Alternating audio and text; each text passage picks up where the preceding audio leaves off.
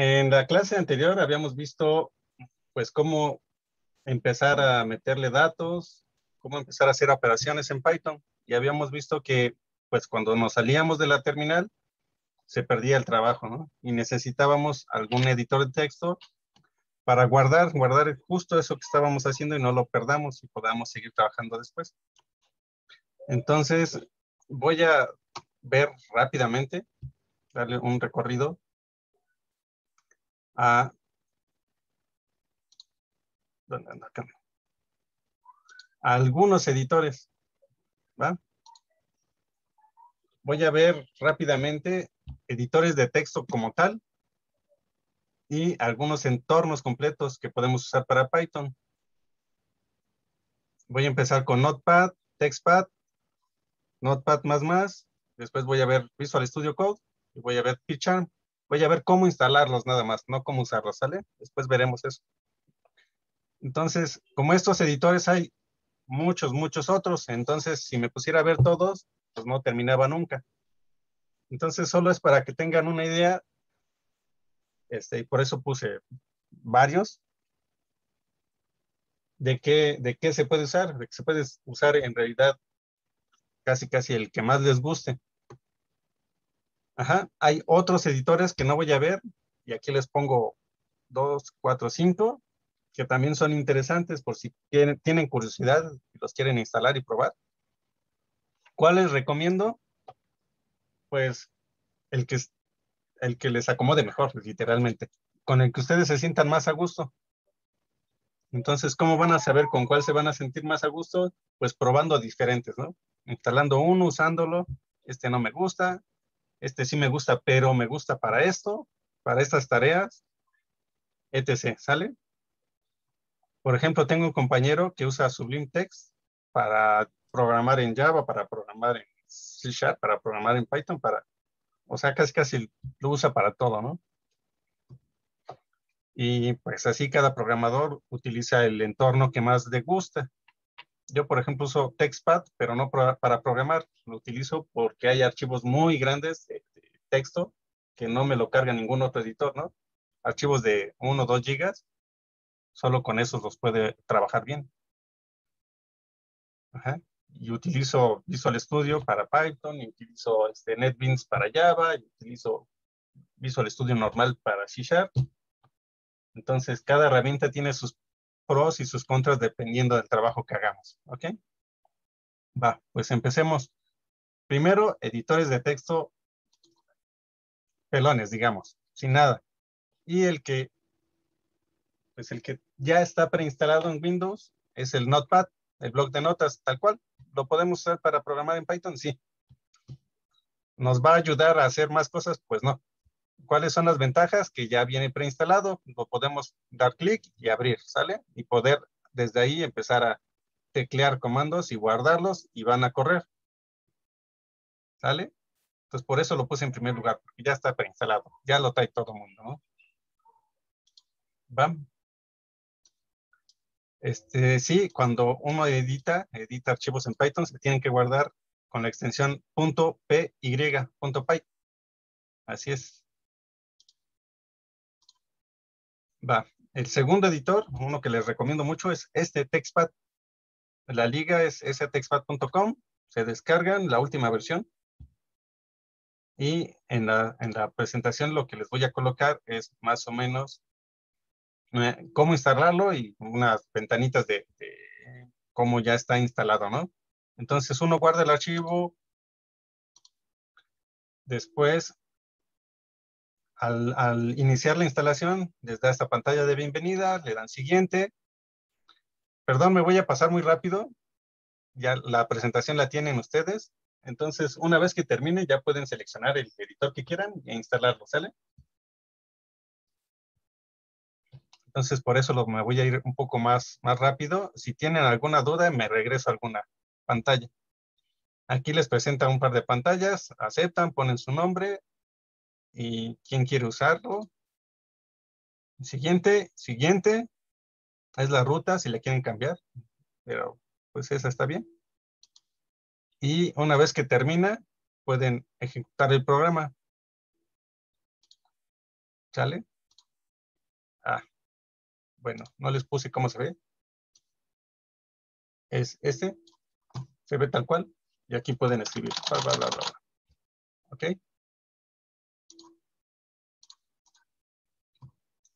Bueno, sigamos, Antonio. Bueno, otro editor que ya es un poco más, digamos, más que editor de texto, nada más, es Notepad++. Este tiene la ventaja de que soporta diferentes lenguajes de programación.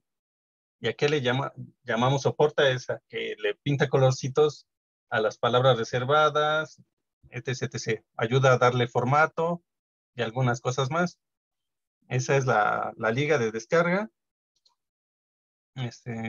Ya la pueden bajar la versión que ustedes más deseen, dependiendo de su equipo. Pueden seleccionar el lenguaje. Ajá. La ruta de instalación, igual, es siguiente, siguiente, siguiente. Aquí ya pueden seleccionar algunas más opciones, como ven, plugins y temas, etc, etc. Y una vez que termina de instalar, se ve así la pantalla, ¿no? Y, por ejemplo, bueno, ya tiene alguna ayuda y pueden elegir el lenguaje. Como ven, la lista es muy larga y soporta muchos lenguajes ya de entrada, ¿no? Y según yo le pueden instalar más, soporte para más lenguajes. Pero bueno, ahí viene el lenguaje Python, uno lo selecciona y pues ya pinta de colorcitos lo que uno escriba y nos ayuda a tabular bien, etc, etc. ¿Sale? Pero bueno, al fin y al cabo sigue siendo un editor de texto como tal. Después, ahora sí ya vamos con entornos, con IDEs, que no solo son editores de texto, analizan código, reformatean, tienen ventanas para ejecutar el programa que estemos haciendo, tienen herramientas de debugueo, etc, etc, etc. Por eso se llaman ya entornos de trabajo o IDEs. ¿Va? El que yo les recomiendo, bueno, o por lo menos el que yo utilizo porque me gusta más, es este Visual Studio Code. ¿Cuáles son unas ventajas? Que soporta varios lenguajes. Tiene un sistema de plugins, de extensiones, y puede ejecutar el mismo programa en su ventanita hay una ventanita, ¿no? Para ejecutar como la consola, pues. ¿Sale? Entonces lo podemos descargar. Al instalar nos sale esa pantallita, aceptamos el acuerdo, la ruta de instalación. Ajá. Y algunas tareas adicionales. Yo le puse aquí agregar al pad y todo, bueno, seleccioné casi todo lo demás, ¿no? Listo. Una vez que se instala, nos bota una pantalla donde podemos empezar a configurarlo. Como ven los editores de texto normales, ya lo puedes usar más que inmediatamente. Pero le podemos a configurar cosas adicionales para poder estar más a gusto nosotros, ya sea que nos gusten temas oscuros o muy blancos, lo podemos seleccionar. Tengo un sonido medio raro arriba de mi departamento, pero bueno. Y una vez que empezamos, nos da una pantalla de bienvenida donde nos da un recorrido de todas las herramientas que posee el sistema. Ahí les recomiendo que si lo instalan, pues le den el recorrido y vean qué tantas cosas tiene. ¿Ok? El aspecto, extensiones. Por ejemplo, aquí en las extensiones, pues lo primero es instalar la extensión para Python. Ajá. Entonces, del lado izquierdo hasta abajo está el menú de extensiones. Ya por default les muestra mucho. Seleccionamos Python, le damos instalar. Ya tenemos el soporte para el lenguaje Python. Y asimismo podemos instalar soporte para C++, para C#, para Java, para HTML, etc, etc, etc. La verdad, sí, las extensiones son muy amplias. Y Bueno, aquí les di la pantalla para la extensión. Les dice qué tanto tiene, cómo usarla, etc, etc. Una vez que se instaló, ya podemos ver el intérprete Python, ¿sale? Bueno, recuerdan que instalamos Python por aparte. Entonces, para ejecutar los programas, le tenemos que dar la ruta de dónde instalamos ese Python. Entonces, aquí ya lo reconoce por default. Ya nada más lo seleccionamos y va a utilizar esa versión de Python para ejecutar el programa, ¿va? Entonces, bueno, puedo agregar archivos, agregar carpetas, agregar espacios de trabajo. En este caso, de ejemplo, solo agregué una carpeta en el escritorio, creo, y agregué un archivo. En el archivo, pues empecé a programar en Python. Como ven, lo guardé como programa 1.py. Y en la terminal lo puedo ejecutar. Le pongo Python y punto diagonal, eso significa donde estoy parado, si recuerdan, una primera clase que dimos, y el nombre del programa. O le empiezo a escribir el nombre del programa, le pongo tabulador y solito me llena todo lo demás. Lo ejecuto y ya tengo el resultado de lo que estoy programando. Entonces, en el mismo entorno puedo estar programando y probando, programando y probando. ¿Sale? Otro entorno que utiliza mucha gente es PyCharm. Lo pueden descargar de ahí, de JetBrains. ¿Y cuáles son sus ventajas? Pues que es muy, muy, muy completo. ¿Va? Y también tiene un sistema de extensiones. ¿Alguna desventaja? Pues es que depende cómo se vea. Ventaja o desventaja es que únicamente sirve para Python, ¿no? Sí y no. Pero bueno, dejemos en que está especializado para programar en Python. Pero bueno, podemos descargar la versión profesional o la versión gratuita. Pues obviamente nos vamos a la versión gratuita de la comunidad. Y iniciamos su instalación, la ruta y algunas opciones. Yo casi siempre lo agrego a las variables de entorno. Y aquí lo pueden asociar. Si es el entorno con el que van a trabajar mayormente, pueden asociar la extensión .py a este entorno. Entonces, cuando seleccionen un archivo y le den doble clic, va a abrir el entorno para editarlo. ¿Va? Pues más opciones. Y una vez que acaba, se abre de este modo la ventanita del PyCharm. Igual tienen proyectos, tienen para poner sus colorcitos que quieran, etc, etc. Configurarlo como ustedes deseen, ¿sale? Y así se ve más o menos. Si ven, se parece mucho al otro. Cuando tengo una carpeta y abro, bueno, aquí cargué la carpeta con el mismo que ya había hecho en el otro editor y la ejecuté en mi terminal, igual que el otro. En el mismo terminal puedo estar programando, probando y viendo todos los archivos que tengo. ¿Va? Funcionan del mismo modo, pues. Otros editores, como les había mencionado al principio, hay otros muy buenos. pdef, Spider lo utiliza también mucha gente. ITLE, ya cuando instalan Python ya lo trae por omisión. Entonces, pues no es necesario instalar otra cosa, con abrirlo y usarlo ya. Sublime Text también se puede configurar mucho y lo utiliza muchísima gente. Le voy a bajar el volumen a esta cosa. Y Atom también lo utiliza mucha gente y también se puede configurar. ¿Va?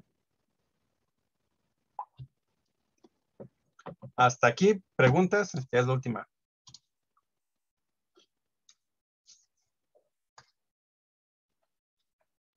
Por mi parte, no. ¿No? ¿Todos Yo tengo bien? una, Dígame, yo dime. tengo Sí. en el caso de que descarguemos Visual Studio, y ya lo tengamos instalado, ¿cómo ponemos el lenguaje Python o cómo usamos el lenguaje Python? Que es el que vamos a usar en Acá, este caso. ajá, del lado izquierdo está un menucito. Voy a pintar. Este menucito del Visual, la primera pestañita, digamos, es todos los archivos que tengo abiertos, mi espacio de trabajo. Es para buscar dentro de mi entorno. Después lo vemos. Este es para debuguear, herramientas de debugueo, de análisis de código, pues. Y esta última es en donde instalas los plugins, ¿va? Entonces, ¿cómo se ve? Oh, perdí mi mouse.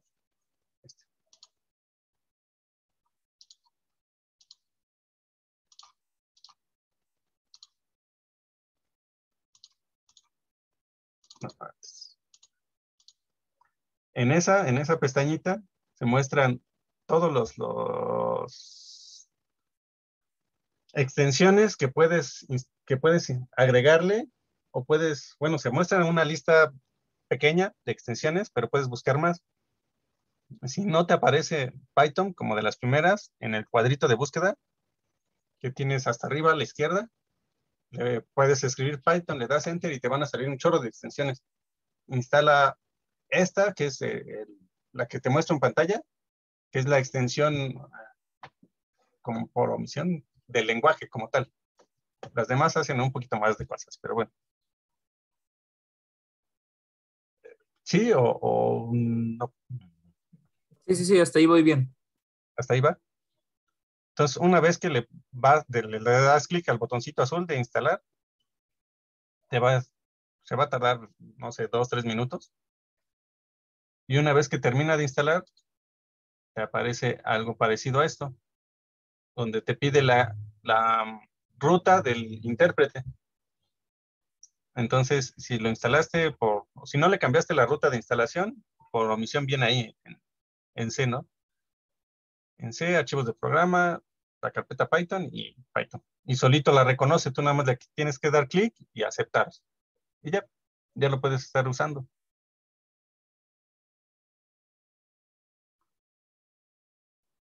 Ah, ¿Ok? vale. En el caso de PyCharm es algo parecido. Ahí lo reconoce por omisión. ¿Va?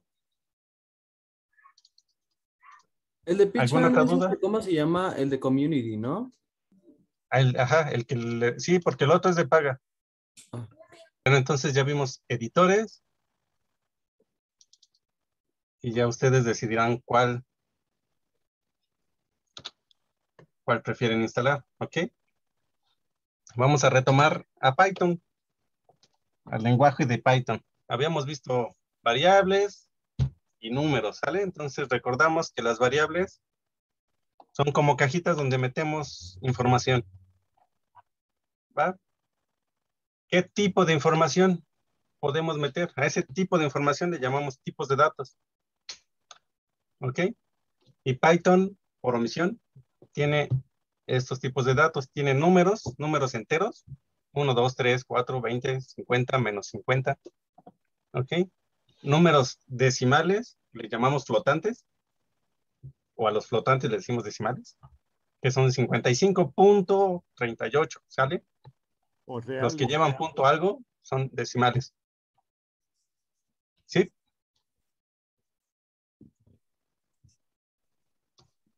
¿Sí? ¿Alguien quería hablar? No.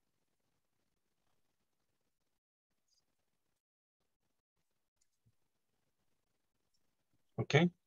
Bueno, seguimos. Aunque lleven un punto cero, Python ya lo toma como decimal. Es diferente un 5 a un 5.0, ¿sale? El 5 es un número entero, como tipo de datos entero, y el 5.0 es un 5 pero decimal, ¿vale? Y hay las diferencias entre uno y otro. Hay un tipo de dato que se llama carácter, es una letra, pues, ¿ok? Hay otro tipo de dato que se llama cadena de texto, es un conjunto de caracteres. De aquí ahorita hago un entrecomillado de carácter y vamos a ver por qué al rato. Y un tipo que le llamamos booleano, si es verdadero o falso.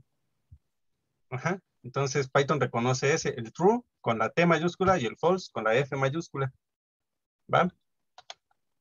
Entonces, ¿cómo los declaramos? Cuando declaramos una variable, ya habíamos visto que le ponemos un nombre y habíamos visto las reglas para declarar esas variables. Entonces le ponemos el nombre, le ponemos un símbolo de igual y le ponemos el valor. Entonces, con eso, ya con eso, Python va a saber qué tipo de dato es. Por ejemplo, aquí a la derecha, en la ventanita negra, tengo una variable que le puse número 1 y le asigné el valor de 12. Si yo le pregunto a Python, oye Python, ¿cuál es el tipo de esa variable? Y esa pregunta la hago con la instrucción type, así T-Y-P-E, y entre paréntesis le paso la variable. Él me responde, oye, mira, esa variable es de tipo, la clase es un tipo, de tipo entero, ¿no? Int. Entonces voy a utilizar otra variable, número 2, igual a 12.1. Oye, Python, ¿de qué tipo es? Ah, mira, me responde class float, ¿sale? Es de tipo flotante, de tipo decimal. En algún momento vamos a ver qué son esto de class, cuáles son las clases. Y entonces voy a hacer, bueno, que sabíamos que podíamos hacer operaciones, voy a sumar el número 1 y el número 2 y se lo voy a asignar a una variable número 3. ¿Ok? ¿Qué me da? Ese valor, 24.1. Oye, ¿de qué tipo es? Ah, mira, es tipo flotante. Oye, pero el número 1 era entero y el número 2 era flotante. ¿Cómo hizo la suma, no? Pues Python utiliza el tipo de datos más adecuado para que el resultado contenga el mejor resultado, valga la redundancia. ¿Va? ¿Hasta ahí todos bien? Va. Ok. Ahora, les había dicho que había un tipo de dato cadena. ¿Cómo declaro cadenas? Hay dos formas, ¿no? Aquí, el primer ejemplo muestra la primera variable. Entre comillas simples, coloco letras y números. Si yo le pregunto a Python qué es, él ya me dice, la clase es string, str, es de tipo cadena, aunque sea un carácter. Si son Ah, varios, sí. esa era una pregunta. ¿Por qué no diría char si solamente es uno? A eso voy. Dame 2 minutos, te contesto tu pregunta. ¿Sale? Sí. Yo le pongo un carácter y me dice, es cadena, ¿sale? Bueno, ya declaré otra. Variable 2, hola. Es de tipo cadena. Variable 3, aquí la estoy declarando con un doble comilla y Python me va a reconocer tal cual. Entonces son las dos formas que puedo declarar cadenas, con comillas simples o con comillas dobles. Y en los tres casos, cuando es un carácter, muchos, o incluso espacios o caracteres ahí raros, son de tipo cadena. Al igual que los números, yo puedo operar con cadenas. Entonces, en este caso, yo le estoy diciendo suma la variable 1 con la 2 y con la 3, pero ¿qué diantres es? Sumar cadenas, ¿no? Sumar cadenas se le llama concatenar, o sea, pegarlas, pues. Y entonces estoy guardando la concatenación, la unión entre la cadena 1, la 2 y la 3, que es, si lo imprimo, dice, hola, ¿cómo están? Todo junto, ¿no? No le puse ningún espacio a esta cadena, esta no tenía espacio, por lo tanto aquí no hay espacios. Y aquí, ¿cómo? Sí tenía un espacio, ¿cómo está? ¿Va? Entonces el resultado es pegar, unir todas las cadenas que tenía esas variables. ¿Y de qué tipo es ese? Pues es de tipo cadena. ¿Sale? Entonces, ahora sí, respondiendo un poco a la pregunta del compañero, en Python no existe un tipo de dato como carácter, así tal cual. El tipo de dato chat o carácter no existe. ¿Sale? ¿Se puede simular con una cadena de un solo carácter? Pues sí. ¿Va? Y vamos a aumentar un poco, vamos a decir un poco más de esto. Existe una función que se llama CHR, char, que recibe un número, que como parámetro recibe un número. ¿Y qué me hace esa función? Me devuelve el carácter correspondiente a ese número. Aquí le estoy poniendo variable carácter igual a char de mi número 64. Y me regresa una arroba. Ah, caramba, ¿cómo hizo esa conversión? Yo le puse aquí 3 ejemplos: 65 una A, 84 una T, 128 es esa cosa, diagonal X80. Ajá, y si yo le pongo el tipo de datos de esa variable, si se fijan es la misma, solo lo estoy sobreescribiendo, me dice es de tipo cadena, ¿sale?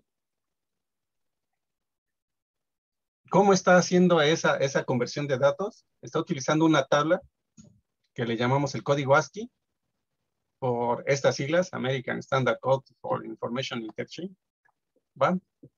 O para los cuates, código ASCII, ¿sale? Entonces, ¿qué es ese código ASCII?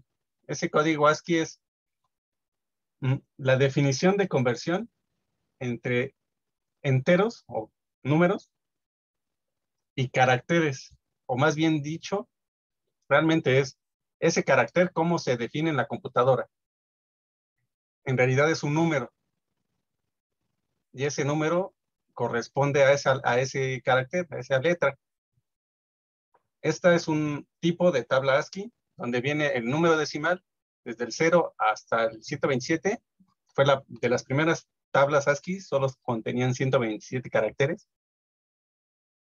Ahorita ya son más, pero bueno. El código hexadecimal, 0, 1, 2, 9, 8. El código octal y el carácter. ¿Y qué diantres es ese carácter? Si se fijan, cuando pues son caracteres imprimibles, o sea que se ven, no me dice qué es, ¿no? Está todo el abecedario en mayúsculas y minúsculas porque son letras diferentes. La A es chiquita, es diferente a la A grandota. Sale, las minúsculas y las mayúsculas tienen diferente número, diferente valor correspondiente. Y hay unos caracteres no imprimibles que le llamamos, por ejemplo, el fin de línea, el retorno de carro, y el escape, el shift, el control, etc, etc. Son estos de acá, ¿va? En algún momento los podemos usar o a lo mejor no, pero bueno, es bueno que lo sepan que hay esos caracteres y tienen su número igual. Bueno, les coloqué otro ejemplo de tabla de caracteres, de tabla ASCII. Este ya trae los del 1 al 255, ¿sale? Y bueno, vienen todos los caracteres, lo que se muestra en pantalla si uno los quisiera pintar, corazoncitos, caritas, etc, etc, ¿no? Y de nuevo, el 49, si se fijan acá, había puesto el 64 como una arroba, el 65 como una A. Y a ver, vamos a la tabla. Entonces, el 64 corresponde a una arroba, el 65 una A, y así me la llevo, ¿no? Puedo imprimir toda la tabla con un programa en Python. Después hacen ese ejercicio, pero bueno. ¿Sale? Y entonces llega al 128 que tenía la tabla anterior, esta de acá, 127. ¿Ok? ¿Dónde estoy? Aquí está. 127 es un carácter no imprimible, digamos. Y después tiene otros caracteres, acentos de otra lengua. Por ejemplo, portugués, etc. Caracteres que en realidad se usan en otros idiomas que no sean en inglés y que pues la tabla, como la inventaron los gringos, no le pusieron esos caracteres al inicio. Entonces la tuvieron que aumentar y por eso le agregaron 127 para hacer 255. Y le metieron todos esos caracteres que no son ingleses, pero que se usan en otras lenguas. Por ejemplo, la ñ. La ñ nosotros la usamos mucho, pero pues, en Estados Unidos no hay, ¿no? Bueno, en el idioma inglés no hay. ¿Va? Y con acentos, etc, etc. Entonces, por eso tuvieron la necesidad de ampliar ese conjunto de caracteres de la tabla ASCII.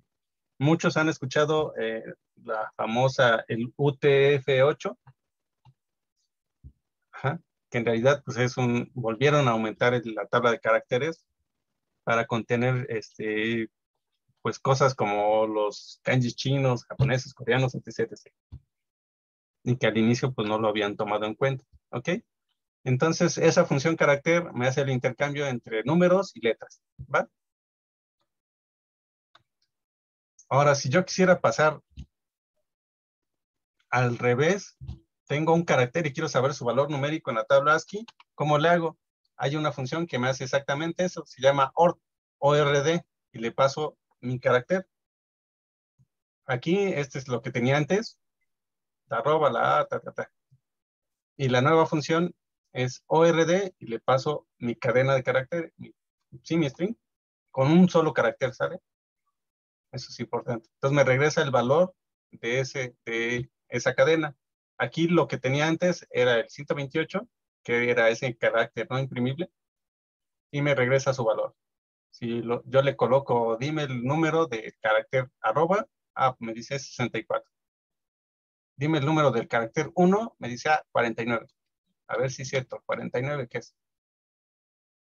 Voy a mi tabla ASCII, sí es un 1, ok.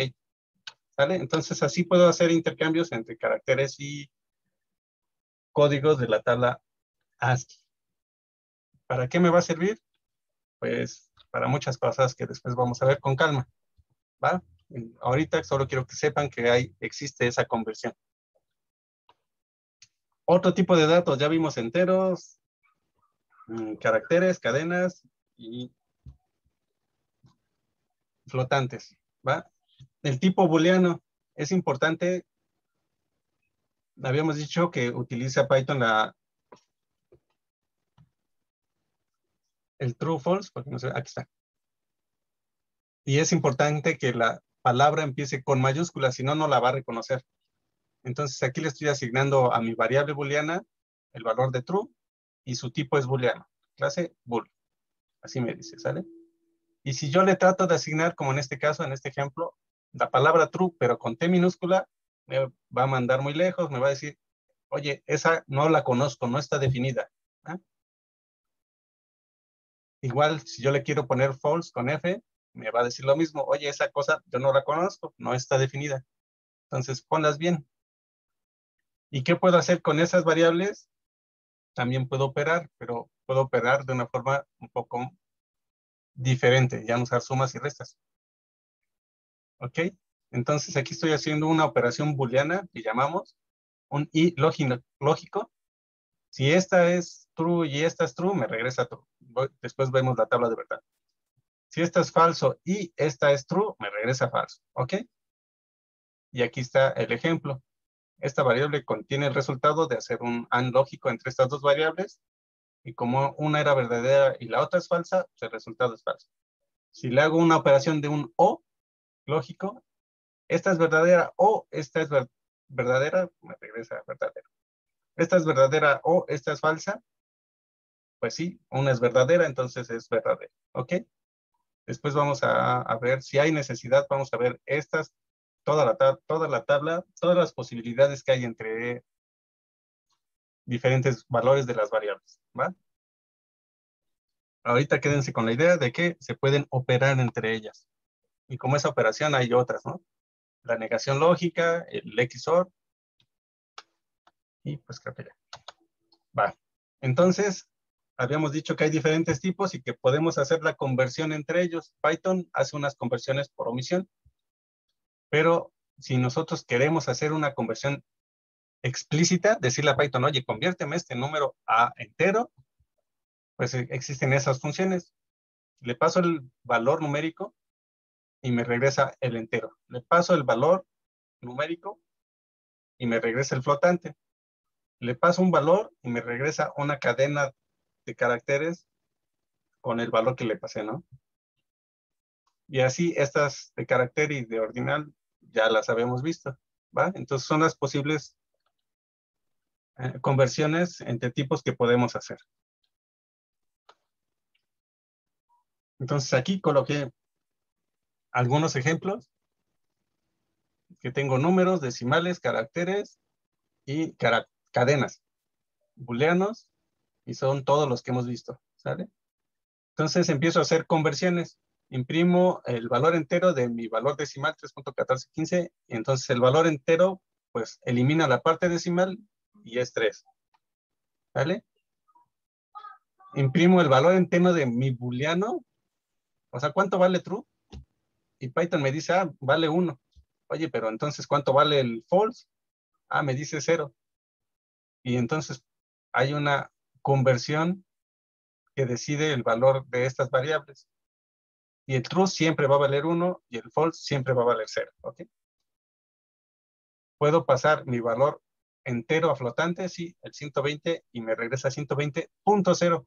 No hay valor decimal, pero el punto es importante, ¿sale? El punto 0.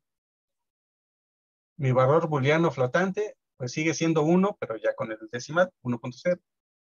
Y el false, pues sigue siendo 0, pero con decimal, ¿vale? Ahora las cadenas, pues aquí se ve que es lo mismo, pero en realidad ya es cadena, ¿no? Ya puedo concatenar ellas. Y aquí las conversiones en decimal y booleano. Entonces las cadenas se imprimen igual, pero ya no son enteros, decimales o booleanos, ya son cadenas, ¿sale? Va. ¿Hasta ahí todo bien? Entonces, por ejemplo, si yo pusiera que sume la string entero más la string entero, solo escribiría 120 y 120 seguido, ¿no? No escribiría Exactamente, 240. exactamente, tal cual, sin espacio, sin nada. Ok. Concatenaría el resultado de convertir a entero el valor. Ujú, Vale, vale. exacto. Muy bien, sí me están poniendo atención. Listo. ¿Qué otros tipos de datos hay? Hay números complejos. Normalmente en los lenguajes de programación casi no tienen números complejos, Python sí los tiene. Y los que tienen utilizan una i para declarar un número complejo. Aquí en Python se utiliza una j, ¿sale? Entonces así declaramos un complejo con el valor real y el valor imaginario, diciendo que el imaginario, ¿cuál es? Con una j, ¿sale? Y a ese número tiene funciones, tiene sus partes, le puedo decir, oye, ¿cuál es la parte real de mi variable complejo? Me va a decir 1. ¿Cuál es la parte imaginaria? Me va a decir 2. Y si yo lo imprimo, pues me va a imprimir 1 más 2j. Hay otro tipo de datos que es listas, que las vamos a ver después, ¿sale? Y aquí les puse lo que es un choro. Se trata de conjuntos ordenados, encerrados por corchetes. Los corchetes son los que le dicen a Python, mira, lo que te estoy colocando aquí adentro, separado por comas, es una lista de números, ¿sale? Es una lista, ¿por qué? Porque le estoy poniendo corchetes. Si yo le imprimo, pues me imprime toda la lista. Y puedo acceder a los elementos por medio de el nombre de la variable y entre corchetes le pongo la posición del elemento, empiezan en 0. Después, ahorita no se preocupen, después nos vamos a hacer muchos ejercicios con listas. ¿Va? ¿Qué puedo hacer con ellas? Pues agregar, eliminar, modificar, etc. ¿Va? Otros, tuplas. Las tuplas son, pues, algo equivalente a las listas, ¿vale? Pero las listas, no, digo, las tuplas no se pueden modificar. A diferencia de las listas, en las listas puedo agregar, eliminar, borrar, etc. En las tuplas no. Yo la declaro y se queda así, con el contenido igual, hasta que la vuelva a declarar, digamos. O hasta que le diga adiós, o hasta que termine mi programa. ¿Sale? Se declaran con los paréntesis. La diferencia entre la lista y la tupla es la lista tiene corchetes, la tupla tiene paréntesis. ¿Ok? Accedo a los elementos igual, con un índice que empieza en 0. Pero aquí no puedo borrar ni agregar más, ¿sale? Conjuntos. Los conjuntos son, bueno, se utilizan para representar varios elementos únicos. Lo importante de aquí es que es único. Si yo declaro un conjunto, así con la palabra reservada set, y le pongo varios valores y entre ellos se repite, pues el conjunto, cuando una vez lo declare, va a eliminar todas las repeticiones. Entonces, si yo lo imprimo, mira, me lo imprime con llaves, me va a imprimir todos los valores, pero sin repetición. Aquí el 1 lo eliminó y ya me da el conjunto de valores únicos, ¿va? Esa es la particularidad de los conjuntos, pues. Y diccionarios, los diccionarios se componen, son un tipo de datos complejo, que se compone de una llave y un valor, clave-valor. ¿Vale? Entonces hay que declararlos con llaves, de este modo, así, y la clave, 2 puntos, y el valor, clave-valor, clave-valor. Y la clave puede ser, bueno, después vemos cómo se declaran más y cómo los usamos, pero puede ser cadenas, y el valor puede ser lo que sea, ¿no? ¿Cuál es la particularidad? Como es diccionario, las claves deben ser únicas. Ajá. ¿Por qué? Porque las utilizamos para acceder a los elementos. Si yo aquí en mi diccionario que declaré con la clave código, materia, ¿ok? Quiero acceder a un valor, lo hago con la palabra, con el nombre que le puse a mi variable, y entre corchetes le pongo la llave, la clave, y me va a regresar el valor de esa clave. Aquí en este ejemplo, código, me regresa el valor 752. Si yo le colocara la llave materia, me regresaría la cadena como valor análisis numérico 1. ¿Ok? Entonces, esa es la diferencia. Aquí en los diccionarios. Sí puedo agregar, eliminar, modificar, etc. Después vamos a hacer ejercicios con todos ellos. ¿Va? Hasta aquí preguntas. Ya se acabó esta presentación de tipos de datos. ¿Todos bien? Sí, ¿Dudas? ¿Preguntas? La de tuplas es un subíndice cero, ¿verdad? Ya he dicho. Las de tuplas, así es. Ok.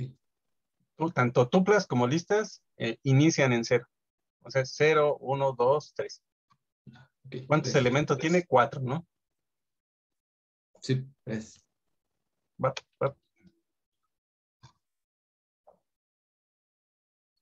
¿Alguna otra duda? Como ven, ahorita fue puro choro, puro choro, puro choro. Pero después vamos a hacer ejercicios de casi todo lo que vimos. Bueno, más bien de todo. ¿Ok? Ya en el lenguaje como tal. disculpe. Sí. ¿Existen operadores que podamos usar entre conjuntos y tuplas y así, como hallar la intersección, la unión y todo eso? Entre listas, pues como el contenido puede ser lo que sea, hay que fijarse bien cuando uno opera entre listas. Podemos concatenar listas como tal, sí. Tuplas, sí podemos concatenar, pero el resultado se guarda en una tupla diferente, ¿sale? Igual las listas las concatenamos y el resultado se guarda en una lista diferente. Los Ok, diccionarios, sí, pero de forma especial. ¿Ok? O sea, vale. sí, y cada uno tiene sus reglas que hay que ver con cuidado porque son particulares para cada tipo de dato, pues. ¿Va? Sí, ¿Todos? ¿Alguna otra duda? ¿O se esperan a que ya nos metamos mano y codifiquemos? Sí. Vale, Es no que les ahí quiero va a robar. salir la verdadera duda. Ahí van a salir muchas dudas, sí. Sí, ya lo sé. Por la práctica. Así es. Va. Pues si no hay ahorita más dudas, y dado que ya se nos terminó el tiempo, pues hasta aquí le dejamos. Muchas gracias por su atención. Nos vemos. gracias.